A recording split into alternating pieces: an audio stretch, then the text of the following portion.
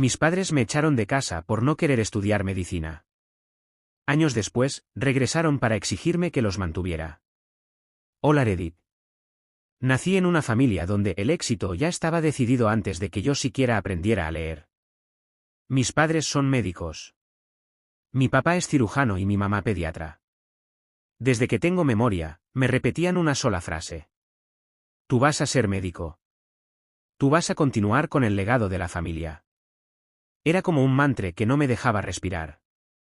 Mientras mis amigos podían soñar con ser músicos, ingenieros o incluso panaderos, yo nunca tuve opción. Mis juguetes eran estetoscopios de plástico, y mis regalos de cumpleaños siempre estaban relacionados con la medicina. Si pedía un videojuego, me daban un libro de anatomía. Si quería salir con amigos, me dejaban solo si era para actividades académicas. Yo no odiaba la medicina. Me parecía interesante, sí, pero no era mi pasión. Desde adolescente descubrí que lo que realmente me llenaba era el diseño gráfico. Pasaba horas dibujando, creando en la computadora, experimentando con colores y formas. Eso me hacía sentir vivo. Pero cada vez que mis padres me descubrían, me gritaban. Eso es una pérdida de tiempo. No te vamos a mantener para que seas un fracasado. Era como si todo lo que yo era, todo lo que soñaba, no valiera nada. Llegó el momento de escoger carrera universitaria. Yo tenía 17 años y cargaba con un peso enorme en el pecho, como si cada día de mi vida fuera una sentencia que ya estaba escrita por otros. En mi colegio organizaron una feria de universidades. Había stands de todas las áreas: ingeniería, derecho, arquitectura, artes, comunicación. Recuerdo que mis amigos corrían de un lado a otro recogiendo folletos, preguntando entusiasmados por becas, compartiendo ideas sobre su futuro. Yo, en cambio, caminaba con un nudo en la garganta. Sentía que no podía elegir nada, que mi destino estaba encadenado a un solo camino: medicina. Pero cuando me acerqué al stand de diseño, algo se encendió dentro de mí. Era como entrar a otro mundo. Había pantallas mostrando ilustraciones digitales, pósters creativos, un mural lleno de colores que parecían hablarme directamente. Uno de los estudiantes que atendía el stand me dejó probar una tableta gráfica, y al dibujar la primera línea en la pantalla, sentí que ahí estaba mi lugar. Esa misma noche, con los folletos en la mano y el corazón latiéndome fuerte, decidí hablar con mis padres. Esperaba resistencia, sí, pero lo que recibí fue un huracán. Estábamos en la mesa del comedor. El silencio era tenso. Yo respiré hondo y solté la bomba. No quiero estudiar medicina. Voy a estudiar diseño gráfico. El sonido del cubierto de mi padre cayendo contra el plato retumbó en la habitación como un disparo. Me miró con unos ojos que nunca olvidaré, mezcla de furia y decepción. De pronto, golpeó la mesa con tanta fuerza que el vaso de agua que estaba frente a mí cayó y se hizo añicos en el suelo. No voy a criar a un mantenido que dibuja muñequitos en la computadora. En esta casa solo hay espacio para gente seria. Mi mamá se llevó las manos a la cara como si yo hubiera confesado que quería ser criminal. Las lágrimas le corrían mientras repetía una y otra vez. Nos estás destrozando la vida. Nos avergüenzas. ¿Cómo vamos a mirar a nuestros colegas a los ojos? Piensa en la familia. Yo intenté mantenerme firme, aunque la voz me temblaba. No voy a ser feliz siendo médico. No quiero vivir la vida que ustedes quieren, quiero la mía. Mi padre se levantó de la mesa, caminó hasta donde yo estaba y me señaló con el dedo como si estuviera dictando una sentencia. Si no estudias medicina, no tienes casa. El silencio que siguió fue ensordecedor. Mi madre lloraba, mi padre respiraba agitado, y yo me sentía como un extraño en mi propia familia. Esa noche casi no dormí. Pensé que era un berrinche, una amenaza exagerada para asustarme, una forma de manipularme. Pero un mes después, el día en que debía inscribirme en la universidad, volví a casa con el corazón en un puño. Subí las escaleras hasta mi cuarto, y lo encontré vacío. Mis cosas estaban empacadas en 2 maletas en la puerta, como si fuera un huésped expulsado de un hotel barato. Mi papá estaba ahí, con los brazos cruzados, la mirada dura. Ya lo sabes. Si no cumples, no vives aquí. Yo tenía 18 años, sin ahorros, sin un plan real, con apenas un par de amigos dispuestos a prestarme un sofá para dormir. En ese instante lo entendí todo: mis padres preferían echarme a la calle, arrancarme de la seguridad de mi hogar, antes que aceptar que su hijo quería ser otra cosa distinta a un médico. Ese fue el día en que dejé de ser parte de su familia y empecé, sin quererlo, a convertirme en la persona que soy hoy. Esa fue la primera noche que dormí en el sofá de un amigo. Y aunque agradecía tener un techo, la incomodidad me recordaba cada segundo que ya no tenía hogar. Era un sofá pequeño, hundido en el centro, cubierto con una sábana vieja que olía a humedad. Dormí con los zapatos puestos porque me daba vergüenza quitármelos, sabía que mis calcetines estaban rotos. Los primeros días saltaba de casa en casa, quedándome donde alguien tuviera espacio. Pero la hospitalidad se agota rápido, y las miradas de incomodidad empezaron a pesarme más que el hambre.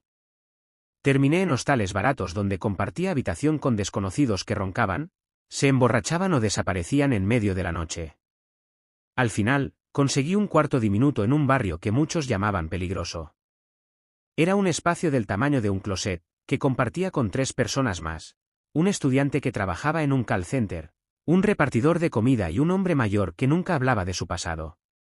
Mientras ellos iniciaban sus carreras universitarias, yo me lanzaba a la supervivencia. Trabajé en lo que fuera, atendí mesas en cafeterías donde me gritaban por cada error, limpié baños en discotecas a cambio de unas monedas, vendí dulces en buses aguantando empujones y miradas de lástima. Cada billete que caía en mis manos parecía quemar, porque apenas me alcanzaba para comer lo mínimo. Las comidas eran un lujo.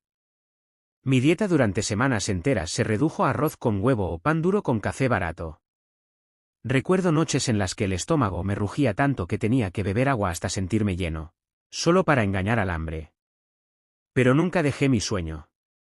En mis ratos libres, en lugar de descansar, me colaba en cursos gratuitos de diseño en línea.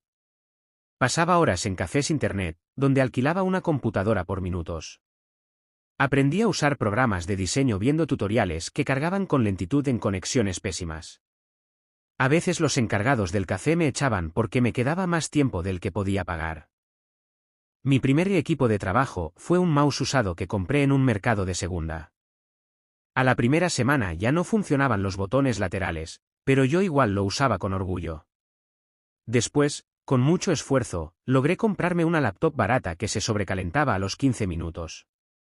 La ponía sobre bolsas de hielo para que no se apagara en medio de un proyecto. Y más tarde, después de meses de ahorrar monedas, compré una tableta gráfica de segunda mano. Cuando la conecté por primera vez y tracé una línea digital, lloré en silencio. Era como si por fin hubiera tocado un pedacito de mi sueño. No fue fácil. Tuve que soportar humillaciones en cada trabajo. Clientes que no pagaban, jefes que me gritaban, compañeros que se burlaban de mí. ¿De verdad piensas vivir de dibujitos? Pero no me rendí. Cada insulto lo convertía en gasolina. Cada derrota la transformaba en un motivo más para seguir adelante. Mientras tanto, el contacto con mis padres era nulo. Para ellos yo estaba muerto. Mis mensajes quedaban sin respuesta, mis llamadas se enviaban al buzón de voz. Nunca preguntaron si tenía dónde dormir, si comía, si estaba enfermo. Era como si hubiera dejado de existir en su mundo. Y sin embargo, en el mío, empezaba a nacer una nueva versión de mí, uno que aprendía a sobrevivir con nada, a levantarse cada vez que caía, y a creer en un futuro que todavía estaba muy lejos de ser real. El giro de mi vida llegó de la forma más inesperada. Un pequeño emprendimiento local, una panadería de barrio que apenas empezaba a ganar clientela, me contrató para hacer su logo. No fue un gran trabajo en términos de dinero. Recuerdo que me pagaron lo suficiente para comprar mercado para una semana, nada más. Pero para mí fue como si me hubieran dado oro. Trabajé en ese diseño como si se tratara de la campaña más importante del mundo. Me desvelé, probé decenas de bocetos, investigué sobre panaderías famosas, sobre tipografías que transmitieran calidez.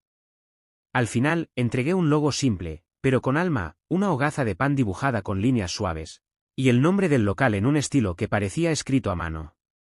El dueño quedó fascinado. Recuerdo que me dijo: "Se nota que lo hiciste con cariño. Este logo es lo que necesitábamos para que la gente nos recuerde".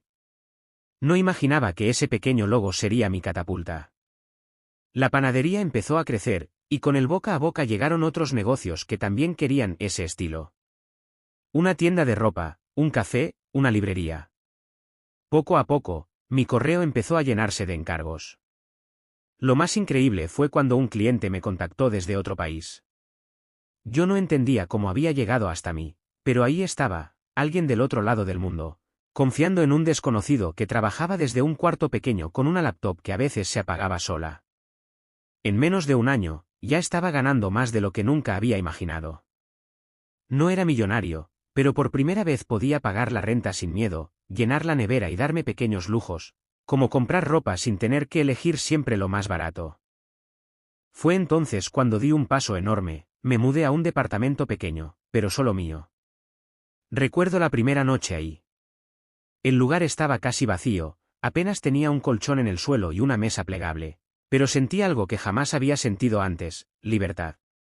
Cociné unos fideos instantáneos, me senté en el piso con mi laptop y pensé, este lugar es mío. Nadie puede echarme de aquí. Nadie decide por mí. Con el tiempo, mis clientes crecieron y se diversificaron. Empecé a trabajar de lleno como freelance en diseño gráfico. El Internet se convirtió en mi puente con el mundo, gente de distintos países me contrataba para logotipos, ilustraciones, campañas visuales.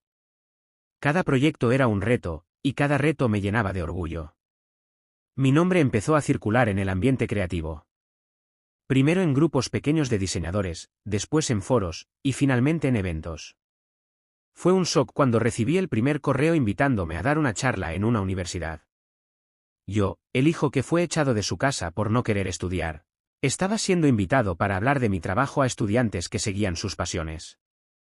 A los 25 años, logré algo que nunca pensé posible, abrir mi propia agencia de diseño. Fue un paso enorme, casi aterrador, pero no lo hice solo. Contraté a 2 amigos que habían creído en mí desde el principio, los mismos que alguna vez me prestaron un sofá para dormir cuando no tenía a dónde ir. Los 3 compartíamos la misma filosofía, trabajar con creatividad, con esfuerzo, pero sobre todo, con pasión.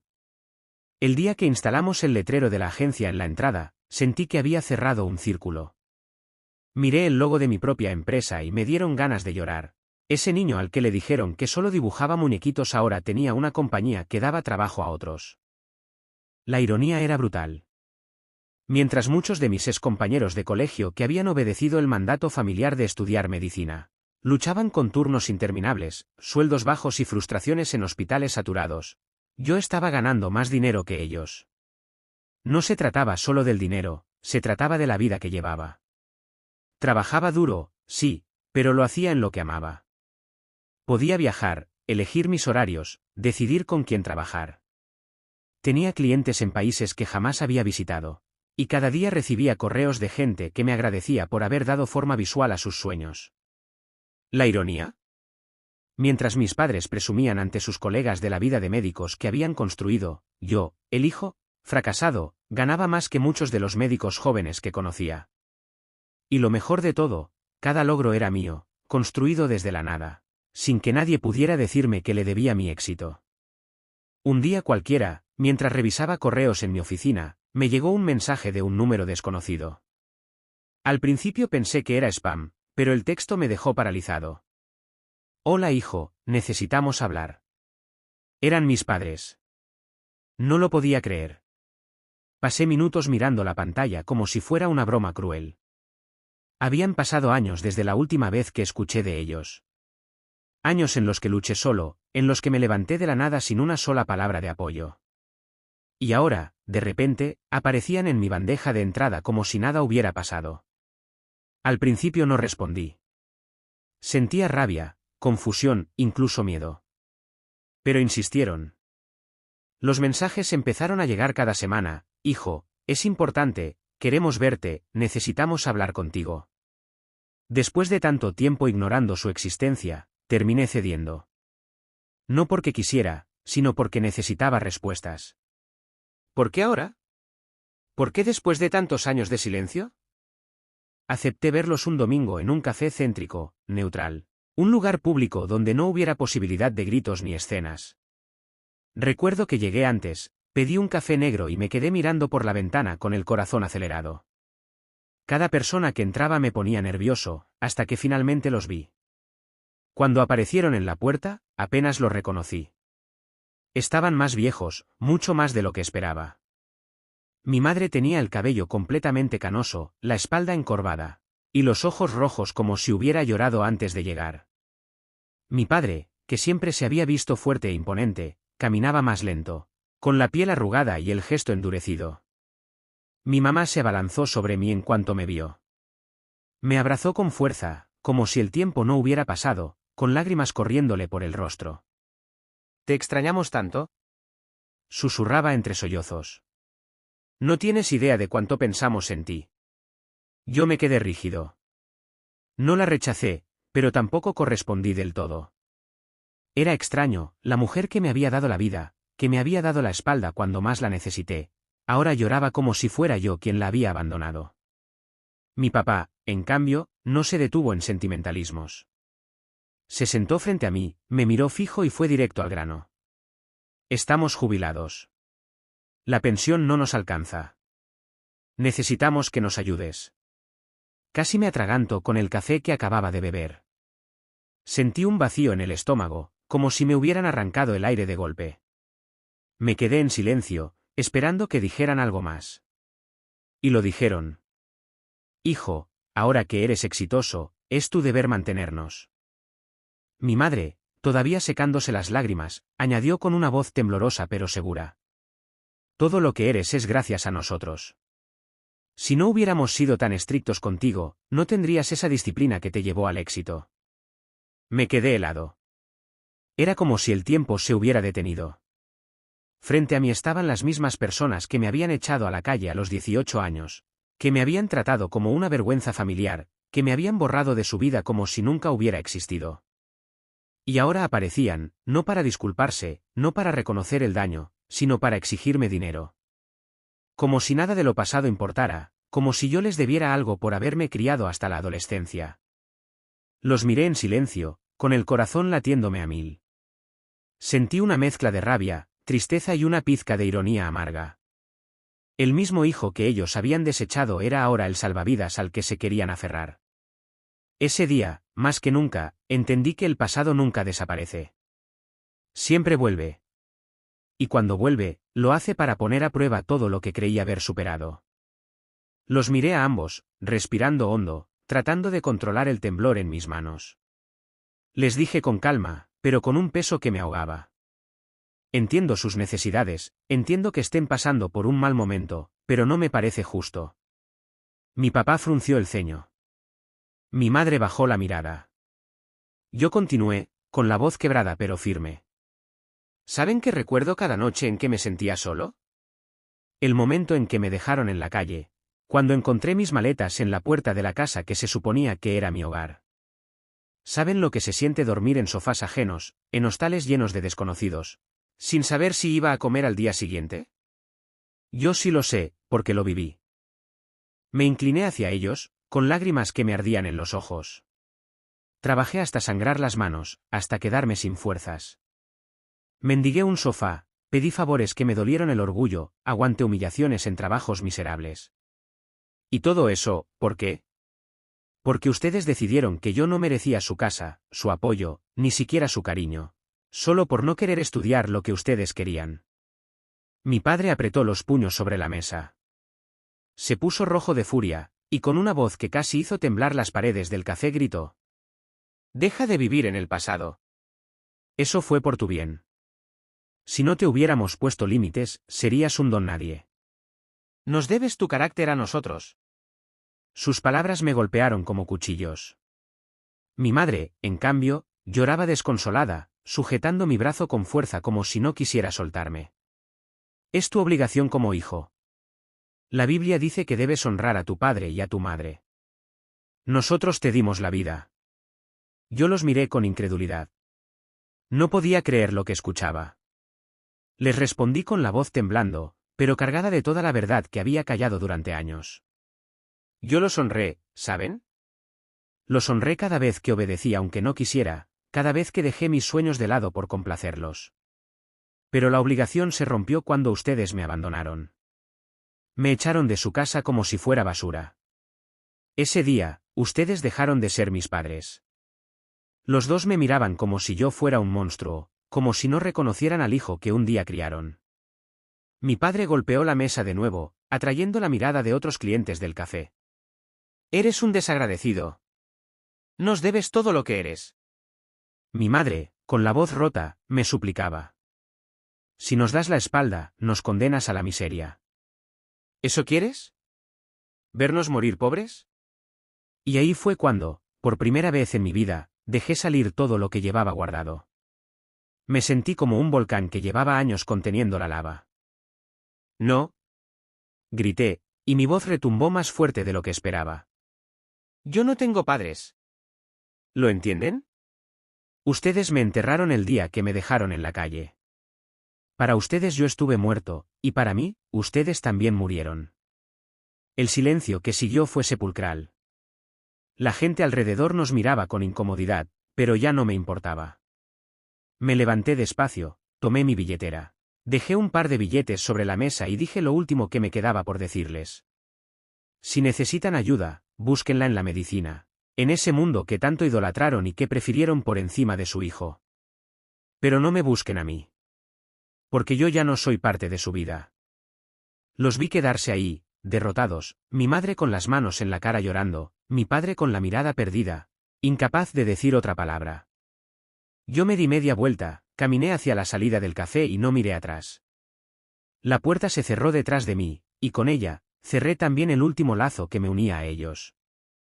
Desde ese día en el café, no volví a verlos. Fue como si hubiéramos cerrado un libro en medio de un capítulo inconcluso, pero en mi interior yo sabía que ya no había nada más que escribir en esa historia. Lo curioso es que, aunque decidí cortar la relación, el eco de su presencia aún me perseguía de otras formas. A veces, en la madrugada, mi celular vibraba con mensajes de números que apenas recordaba. Eran tíos, primos, incluso viejos conocidos de la familia. Los leía con una mezcla de rabia y cansancio. Eres un monstruo.